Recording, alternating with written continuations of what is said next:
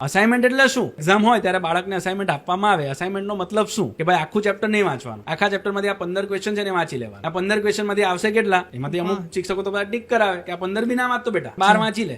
એવા માર્ક કે જે 50 ઇમ્પોર્ટન્ટ ક્વેશ્ચન બાળક તૈયાર કર્યા, 50 માંથી 10 ઓપ્શનમાં કાઢી લીધા. એક્ઝામ વખતે તો આઈએમપી ક્વેશ્ચનનું લિસ્ટ લઈને બાળક બેસે છે. સ્કૂલોની બી મજબૂરી છે, અસાઇનમેન્ટ આપવું પડે છે. જે બાળકે આખું ચેપ્ટર વાંચ્યું નથી, એમાંથી 15 ક્વેશ્ચનમાંથી 12 તૈયાર કર્યા છે કે 10 તૈયાર કર્યા છે, એ વ્યક્તિના માર્કની કમ્પેરિઝન કરીએ છીએ આપણે.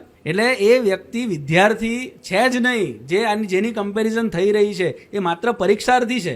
બાળકને વિદ્યાર્થી બનવા માટે શાળા કે શિક્ષણ આપીએ છીએ કે પરીક્ષાર્થી બનવા માટે, પહેલા એ તો નક્કી કરીએ. એટલે જ્યારે આપણે આ બધી બાબતોની કમ્પેરિઝન કરીએ છીએ ત્યારે હું એવું માનું છું કે વિદ્યાર્થી અર્જુન જેવો બનાવવો છે કે કૌરવોના કોઈ પાત્ર જેવો બનાવવો છે, તે નક્કી કરીને સૌથી પહેલા માતાએ કુંતી કે ગાંધારીની ચોઈસ કરવી પડશે. હું કુંતી બનીશ માતા તરીકે તો દીકરાને સ્વાભાવિક રીતે અર્જુન બનાવી શકીશ. મેં જે દિવસે દેખતી આંખે પાટા બાંધી દીધા એ દિવસે હું ગાંધારી બનીશ ને મારો દીકરો દુર્યોધન જ પાકશે. તો દેખતી આંખે પાટા એટલે શું?